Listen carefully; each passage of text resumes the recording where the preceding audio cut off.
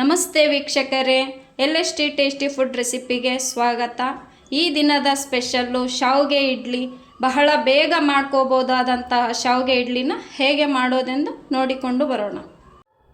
ಶಾವಿಗೆ ಇಡ್ಲಿ ಮಾಡ್ಕೊಳ್ಳೋದಕ್ಕೆ ಒಂದು ಅಳತೆ ಗ್ಲಾಸಲ್ಲಿ ನೀರು ತೊಗೊಂಡಿದ್ದೀನಿ.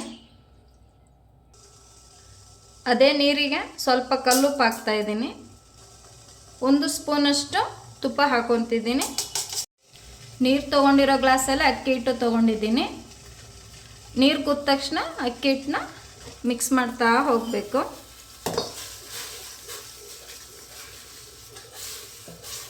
Stove off ಮಾಡ್ಕೊಂಬಿಡೋಣ. ಬಿಸಿ ನೀರಲ್ಲಿ ಚೆನ್ನಾಗಿ ಮಿಕ್ಸ್ ಮಾಡ್ಕೊಂಡ್ಮೇಲೆ 5 ನಿಮಿಷ ಮುಚ್ಚಿಡೋಣ. ಈಗ 5 ನಿಮಿಷ ಆಗಿದೆ. ಹಿಟ್ಟು ಒಂದು ಸ್ವಲ್ಪ ಬಿಸಿ ಇರಬೇಕು. ಆವಾಗಲೇ ಹಿಟ್ಟನ್ನ ಚೆನ್ನಾಗಿ ನಾದ್ಕೊಳ್ಳೋಣ. ಕಿಚನ್ ಕೌಂಟ್ರಲ್ಲಿ ಹಾಕಿ ನಾದ್ಕೊಳ್ಳೋಣ, ಚೆನ್ನಾಗಿ ನಾದ್ಬೋದು ಅಂತ. ಇದಕ್ಕೆ ಇನ್ನೂ ಅರ್ಧ ಗ್ಲಾಸಷ್ಟು ಅಕ್ಕಿ ಹಿಟ್ಟು ತೊಗೊಂಡಿದ್ದೀನಿ. ಸ್ವಲ್ಪ ಸ್ವಲ್ಪನೇ ಸೇರಿಸ್ತಾ ನಾದ್ತಾ ಹೋಗ್ತೀನಿ.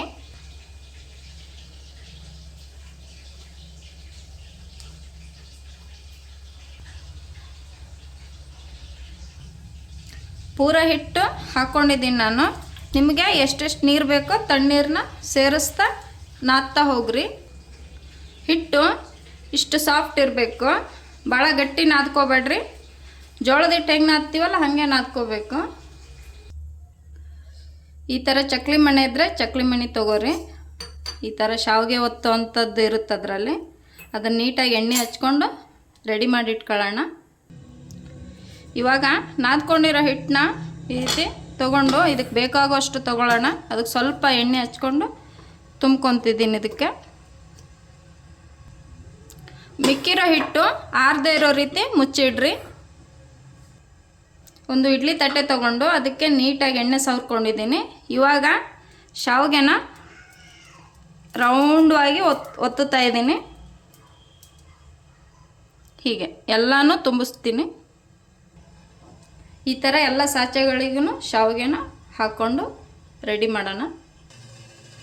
ನೀರನ್ನ ಮುಂಚೆನೇ ಬಿಸಿ ಮಾಡಲಿಕ್ಕೆ ಇಟ್ಕೊಂಡಿದ್ದೀನಿ. ಇವಾಗ ಇಡ್ಲಿ ಯಾವ ರೀತಿ ಬೇಯಿಸ್ಕೊತೀವಲ್ಲ ಹಾಗೇನೆ ಇದನ್ನು ಬೇಯಿಸ್ಕೊಳ್ಳೋಣ.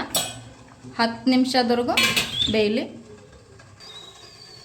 10 ನಿಮಿಷನೂ ತೊಗೊಳ್ಳಲ್ಲ, ಅಷ್ಟರೊಳಗೆ ಬೇಯುತ್ತೆ. ಬೆಂದಿದೆ. ಸ್ಟವ್ ಆಫ್ ಮಾಡಿ ತೆಗೆದು ಬಿಡೋಣ. ತೆಗಿಬೇಕಾದ್ರೆ ಕಷ್ಟ ಆಗೋದಿಲ್ಲ, ಆರಾಮಾಗಿ ಬಂದುಬಿಡ್ತವೆ. ಆರಾಮಾಗಿ ಬರ್ತಾವು. ಕಾರಣಾಂತರಗಳಿಂದ ನನಗೆ ವಿಡಿಯೋ ಮಾಡಲಿಕ್ಕಾಗಲಿಲ್ಲ, ನಿಮ್ಮ ಕ್ಷಮೆ ಇರಲಿ. ಇದಾಗಿತ್ತು ಇವತ್ತಿನ ವಿಶೇಷ ಶಾವಿಗೆ ಇಡ್ಲಿಯ ರೆಸಿಪಿ. ನಾನು ಚಿಕನ್ ಸಾರು ಜೊತೆ ಸರ್ವ್ ಮಾಡ್ಕೊಂಡಿದ್ದೀನಿ. ನೀವು ಚಟ್ನಿ ಜೊತೆ ಆದರೂ ಸರ್ವ್ ಮಾಡ್ಕೊಂಡು ತಿನ್ಬೋದು. ತುಂಬ ಟೇಸ್ಟಿಯಾಗಿರುವಂತಹ ಶಾವಿಗೆ ಇಡ್ಲಿ ರೆಸಿಪಿ. ನನ್ನ ಚಾನಲ್ಗೆ ಸಬ್ಸ್ಕ್ರೈಬ್ ಆಗಿ. ಧನ್ಯವಾದಗಳು.